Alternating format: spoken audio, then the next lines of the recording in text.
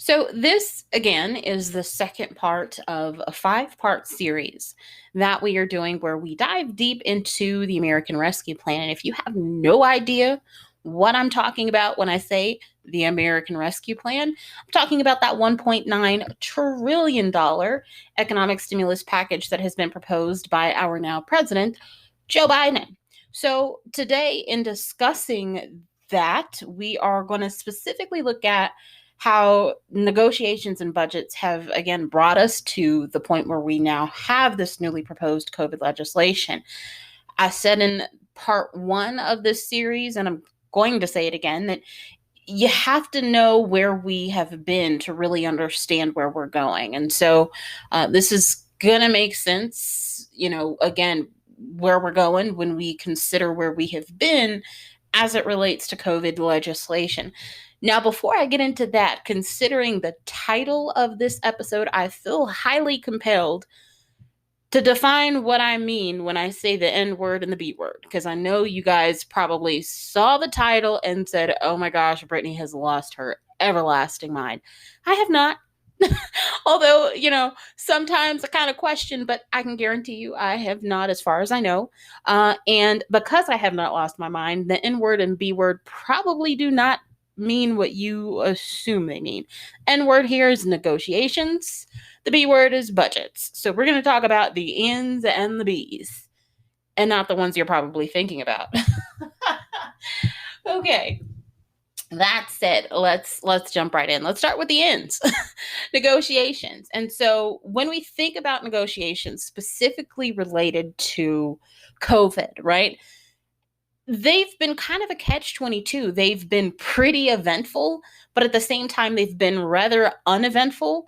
For the most part, right? We've had a lot of talk. We've had a lot of placation. We've had a lot of, stumping around and demanding and clamoring and yelling and shouting for barely anything to have been done over the last year, especially when we consider the gravity of the problem and we consider how long we've been dealing with it, right?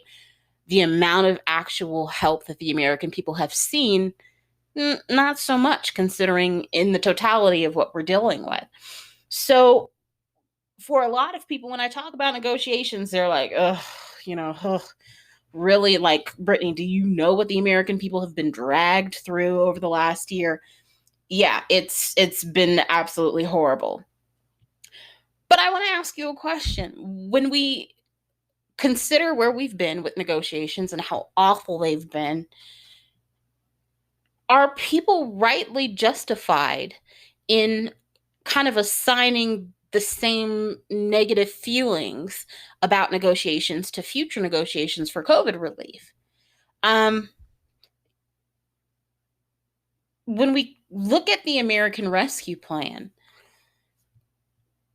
if I say third stimulus package and COVID relief, what are you likely to feel? Are you likely to feel a sense of disdain? Are you likely to feel anger? Are you likely to feel any negative emotion? Yeah, probably. But is that right? Is that right to associate those feelings with the American Rescue Plan? Some people might say, well, no, because, what we've seen before was not only under a previous president, it was under the control of it was under the control of different congressional leadership, right? It was Mitch McConnell who was essentially the big man on the block calling the shots.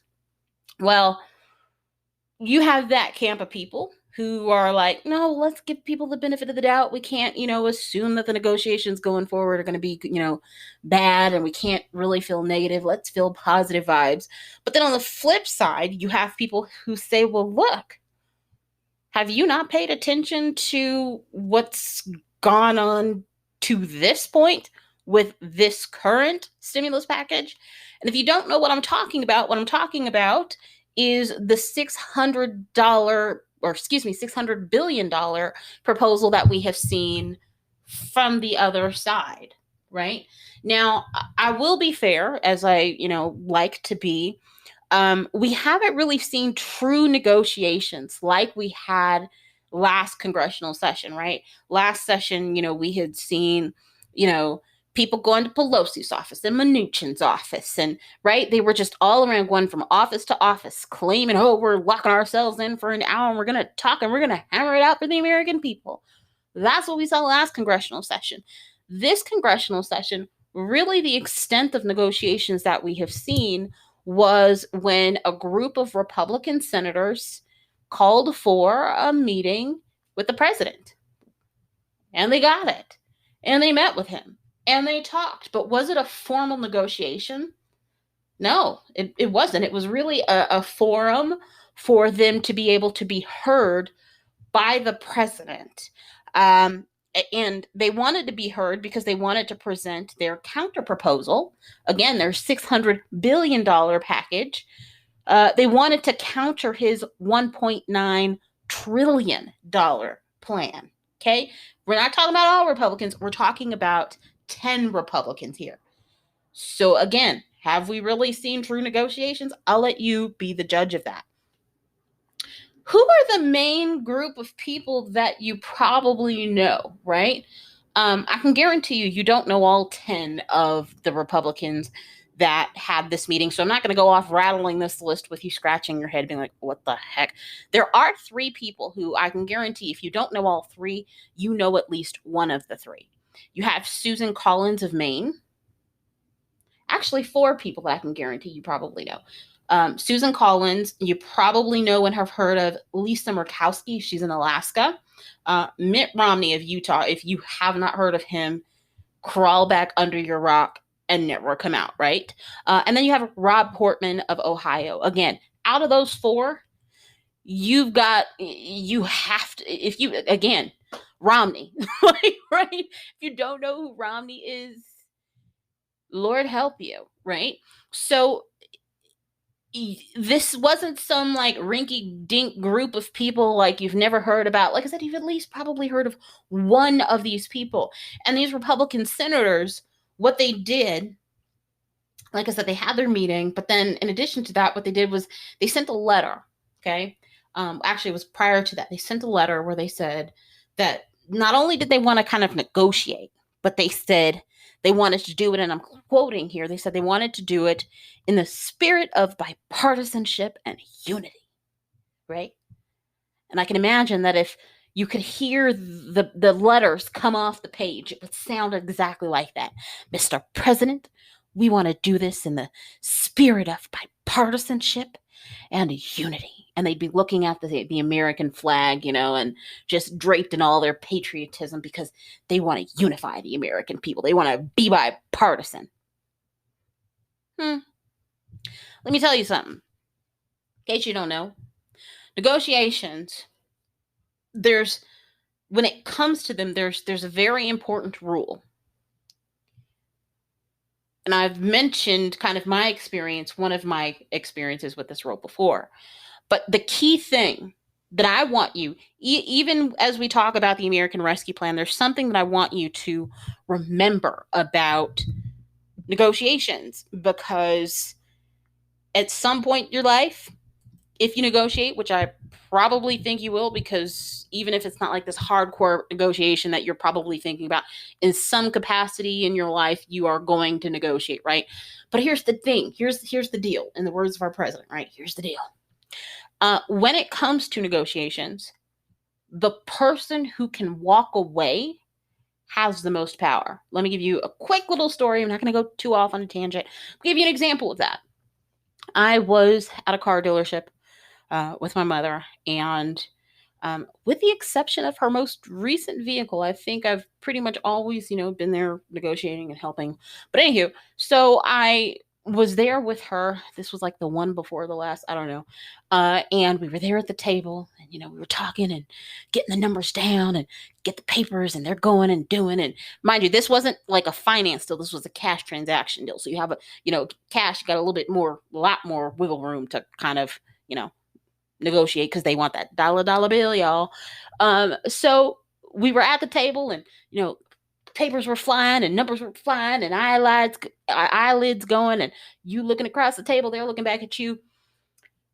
And I told my mom, I said, trust me, Mom, Mind you, it was a car that she really, really liked. They didn't know this because I told her, I said, don't you go to this car lot, you know, being all happy and impressed and, keep a neutral face the entire time, right? Get your poker face, keep it on, and it better be good. So I told her when we were sitting down at the table, I didn't like the numbers, and neither did she. I said, Mom, you got to trust me. Because she liked the vehicle, she kind of wanted to settle for the numbers that were being presented to her. But I knew that we could do better, right? I knew that they could do better. And again, I told her, Mom, trust me. Mind you, this isn't some, custom car. I think it was gosh, what was it at the time? It was a Chrysler 200, right? Not some souped up, super expensive car or nothing like that, right? So I said, Mom, trust me. And I looked across the table and I told the salesman, and I said, I appreciate your time and I thank you for the offer, but unfortunately this doesn't work for us. And so I don't want to waste your time or ours. And, essentially ended the deal. So he thought, so I thought. I told my mom, you have to trust me, not because I necessarily knew that things would turn out a certain way, but because I knew that these aren't the only people who can give us what we want, right? I was willing to walk away. And I conveyed that to my mom. Mom, you have to be willing to walk away, right? You cannot be super attached. I'm going somewhere and I'm almost done here. So we did what we did, got up, we're walking out, got to the car to leave the lot. I was driving, backed out. What do you know? Sam the salesman, okay, it's not his name. I clearly don't remember. It was years ago. I don't even remember what really happened last week, right? Sam the salesman, so we'll call him at this point, came running out the doors. Miss McDowell, I think we can work something out. Work something out. Long story short, we pulled back into the space. I ended up leaving after all the stuff was signed, and my mom drove off in her new car. Why? Because she was willing to walk away. Now, maybe, I don't know if she would have had quite the willpower if I had not been there. But ultimately, she was willing to walk away. And that's what you have to do in any negotiation, because that is what gives you the power. Brittany, why the heck are you telling us this? What does this have to do with anything? Well, again, remember, these Republicans, they wanted to negotiate in the spirit of bipartisanship and unity, right? And when you consider that the person who can walk away has the most power, I want you to be advised of the fact, if you don't know, that several times in the past, Republicans have walked away. And I'm not just talking about, when it comes to COVID legislation. I'm talking about key things. COVID, Obamacare, right? Tax proposals, budget, whatever it is, name it. Republicans have been willing to walk away. And this is what has given them political power. Brittany, what the heck are you talking? Think about it. I want you to think about negotiations from last year. Think about the ish show that it was and what we saw. What we saw was a Senate leader who was unwilling to let anything come up for a vote. What we saw was when certain groups of senators, House members, all these people were willing to come together and negotiate on a bipartisan level, certain people were really just willing to walk away and act like it didn't happen consistently. Again, whether it's been on COVID or heck, even look at what happened with Obamacare. We call it Obamacare, but when you consider what under Obama administration, what they really wanted, what Democrats really wanted in terms of the single payer system, and they really wanted to revolutionize healthcare for Americans. When you consider all of that and you consider what we actually ended up with, and you consider the fact that we had a record number of filibusters starting with that Congress, and you consider that Republicans said, we're not going to move unless you put this in, unless you do this, unless you do this. Did any of them end up signing for it? Did they vote for it? No. Republicans have a history of specifically, again, it doesn't matter the issue. They have a history of coming to the negotiating table. I want you to literally envision a table, right? You have the Democrats walk up, you have the Republicans walk up. Democrats come up, they're willing to just give away the house, right? You want our soul, you want the refrigerator, you want my shoes, you want my drawers, like they're willing to just give it away. They don't even freaking put up a fight. Well, they haven't to this point, but we'll talk about that in just a minute. Republicans, they've consistently come to the table, made all these demands and said, if you want me to do this, you better to do this. I'm willing to walk away. Democrats have capitulated, pretty much given them everything or a majority of what they wanted, to where what you end up with is literally nowhere recognizable to what Democrats actually want. Again, this is on several issues, not just with COVID or Obamacare, but taxes, education. Name the issue and so it is, right? But ultimately what ends up happening is Republicans walk away. This is what gives them political power. It's not that they are some like super majority of the American people. It's not that all Americans agree with them on all these issues, that they consistently win hand over foot time after time after time. That's not it. What it is the fact that, again, they are willing to walk away, so this gives them political power. Now, I hope this isn't your first episode that you've ever listened to, right? First and foremost, if it is, you need to stop right now. You don't even necessarily have to listen to the introduction I did last week introducing this new series, but at least go back and listen to part 1, because all of these parts are going to tie in together at the end. And I don't want you to get to the end and be like, what the heck is this person talking about, right? And I just want you to have that information. But if I would hope that, you might take a listen outside of this series. If you have, you might remember that some of the recent episodes we've done, they actually tie into this. It's amazing how, and I promise you, with the exception of this series, I don't do episodes planning to tie everything all into each other. I don't do episodes saying, I'm going to do an episode on March 1st that has to do with this, and it is, in fact, going to tie into what I talk about on the 20th. I ain't that bright. I'm bright, but I promise you, it's just, again, when you look at like the bigger picture and you really step back and you take a look, you kind of have this moment where you're like, oh, snaps. This is not some rigged game where things just kind of happen against American people and we have no idea how it happens, or we have no idea how Americans consistently don't get what they want, or we have no idea how and why politicians never support the interests or vote in the interest of the American people. It all ties into each other. It doesn't just happen. But anywho, when you consider some of the recent episodes that I've done, there were kind of 2 themes that I actually talked about, both of these themes in several issues. One was about learning lessons.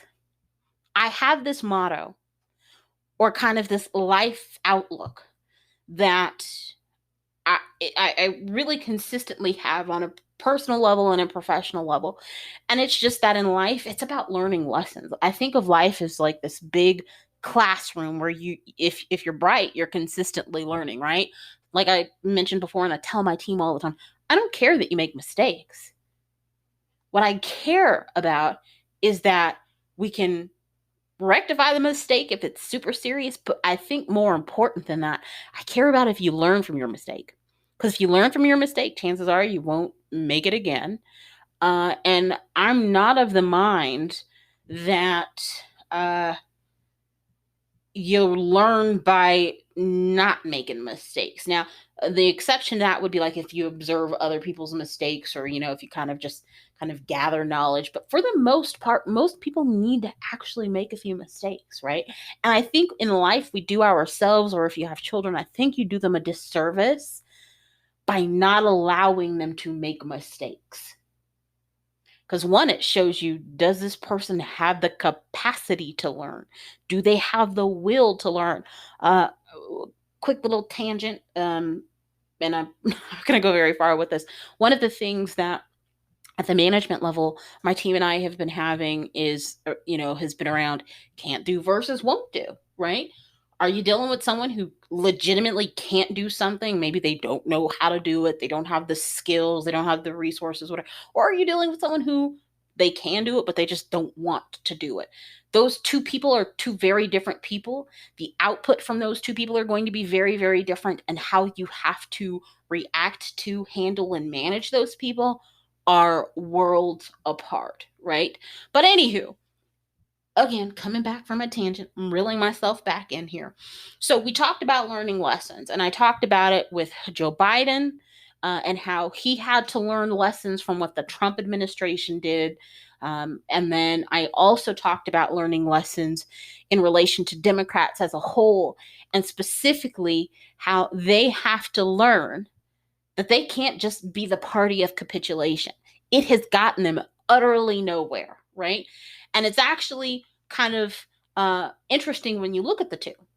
Biden, the way that these two groups or these two parties are learning should be different.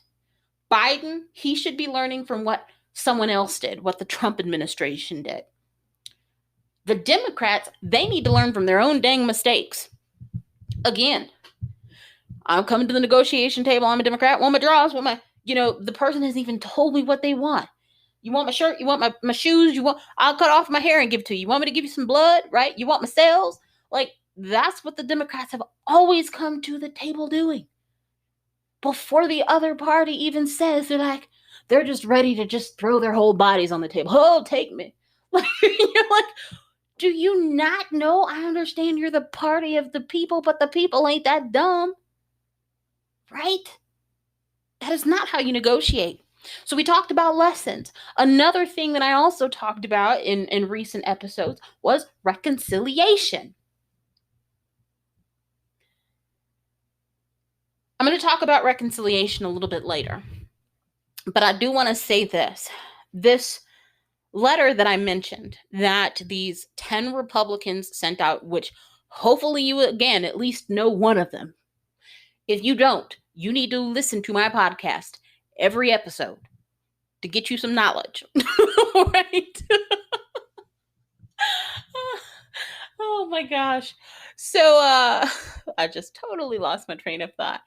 So on the same day that these Republicans, on the same day that they sent out the letter to President Biden, on the other side, it looked as if Democrats learned their lesson. What am I talking about? Again, Democrats had been the party of, I must capitulate, I must throw myself, sacrifice my soul, lay on the table and tell you to take me, right? And I don't even know what you want out of the negotiation. But what they did on the same day that these Republicans sent that letter, the Democratic leadership, they made it clear that they were going to help the American people without support from the Republican Party, or at least attempted support via the N-word, right? They said, we know what we have been through when it comes to negotiations with you guys. We're not doing it. Now, to be fair, I think a lot of anger was not just around that. It was around the fact that Democrats felt some sort of way, or to say some kind of way. I don't know if that's, Democrats felt negatively about the president taking a meeting with them, the Republicans, before them, the Democrats. It's like, we put you in here. Oh, hell no. How are you going to go over there and talk to the, right? You even heard this mentioned on the news a few times, right?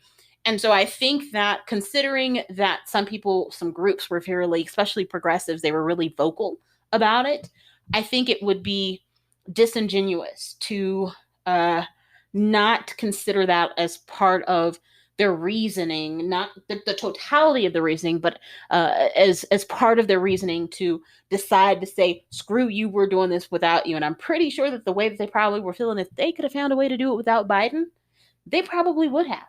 Right? So just making that kind of clear. Now, there's somebody who I really haven't talked about who kind of want to mention here for a second. The American Rescue Plan, again, that $1.9 trillion plan, it immediately, and I mean immediately, had the support of our new Treasury Secretary. And if I may, I would like to note that I am so glad that Steve Mnuchin is gone. Is he gone? Yes, he is gone, right? I am so glad. Now, our new Treasury Secretary, her name is Janet Yellen. I believe she is the first woman to hold this position, so yay to her. She said a few things. First and foremost, and it's worth noting, even though Treasury Secretaries make statements all the time, our last Treasury Secretary made a whole hell of a lot of statements that, quite frankly, he should not have made. You know what I mean? Like, anywho, another story for another day. But so Janet Yellen, she said that the funding, the stimulus, the money, the dollar bills would help millions of Americans. And she spoke directly to something that those who were opposed to this $1.9 trillion plan, what they say. They say that, look, if you give all this money out, bottom line, it's going to cause mass amounts of inflation. I actually spoke about that on another episode. Go check it out. And so to that, she said, I reject it. That's not true. False. Fake news. No, that ain't it, bro. Right? No, she didn't say exactly that. But in so many words, that is what she said. And she also said that, and this is, I think, one of the most important things. Before I tell you what she said, do you remember what we heard a lot from Mr. Mnuchin? Because he ain't the Treasury Secretary anymore, so I do not have to call him that, right? He is Mr. Mnuchin. Under him, the kind of running thought, what he talked about was full employment, the economy being back on track by 2025. And people were like, oh, hell no. But listen to what Mrs. Yellen, Janet Yellen said. She said, look, if y'all get on board and we give this stimulus package, we can look at full employment being restored by 2022. And in case you forgot, I know some of you, your minds might be lost and you might be thinking we're still in 2020, but newsflash, we're in 2021. So what she is effectively saying here is that if we get our stuff together by next year, bro, like, this could be beautiful. This could be so beautiful. But some people are like, no, I don't accept that. This is fake news. Now, Nancy Pelosi, somebody I have talked about many times, somebody who I have shared my personal opinion about many times. Nancy Pelosi said that we can essentially expect, with everything that's happened, we can expect the legislation to be signed into law by the middle of next month. Again, we've talked about this on this show several times before. One more point that I want to make about Janet Yellen is that she called for not just major stimulus checks, but she said that it is specifically those major stimulus checks that would get the economy back to a full recovery. So the key points that we need to take away is that we need stimulus checks and they need to be major.